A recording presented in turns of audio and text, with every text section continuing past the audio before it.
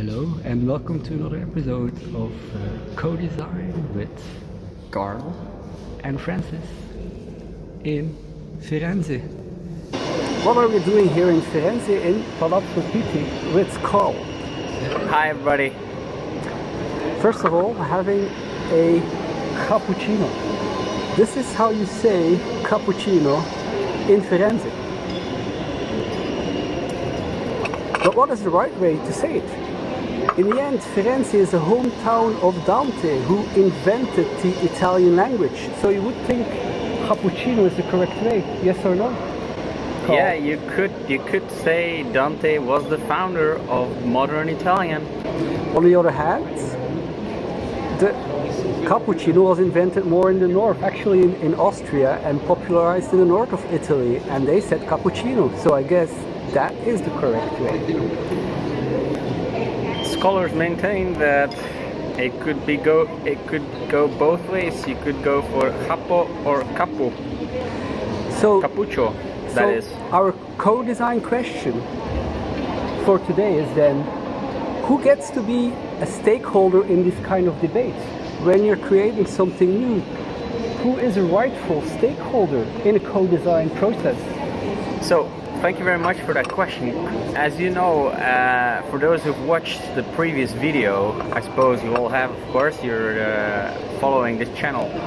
So, co-design is a process with multiple stakeholders, and in fact it is a key question, is who is a key stakeholder?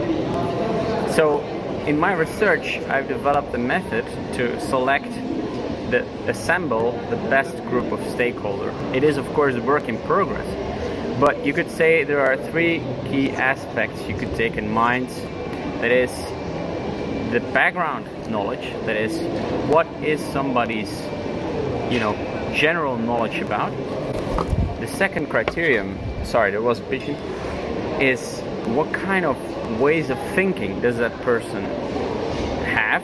Is that, for instance, an artist? Is that somebody who thinks outside of the box? Is it somebody with technical skills who is really thinking about the exact mathematics of something? And the third aspect is communication. Is that person capable of communicating his background knowledge and all his ideas in a simple way to people from other fields? So, when we're talking about the example of cappuccino,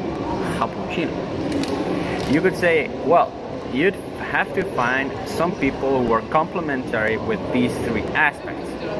I would suggest always you start with the key people that come to mind intuitively. That is, we always start from a key user, which is somebody who pronounces the way cappuccio and somebody who pronounces the way cappuccio. So you'd have to take. But is the key user not the one who enjoys the cappuccino? Yeah, so you'd have to find a coffee drinker who likes cappuccino, who is familiar with the word cappuccio, and somebody who is familiar, or with both preferably.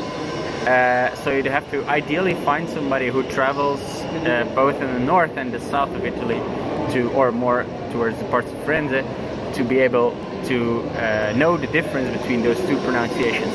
Furthermore, what would be interesting in this case, what is an interesting field of background knowledge here? This is a linguistic question, we could say. It involves parts of science of literature, coffee history, knowledge of coffee, right? So if you map out the different fields of knowledge, you could aim for somebody who has multiple fields in order to find the best person. So imagine you have to be a stakeholder.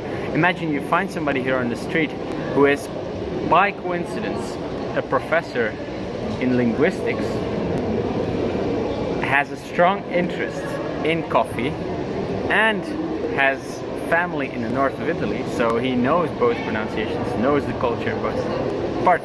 That would be an ideal stakeholder.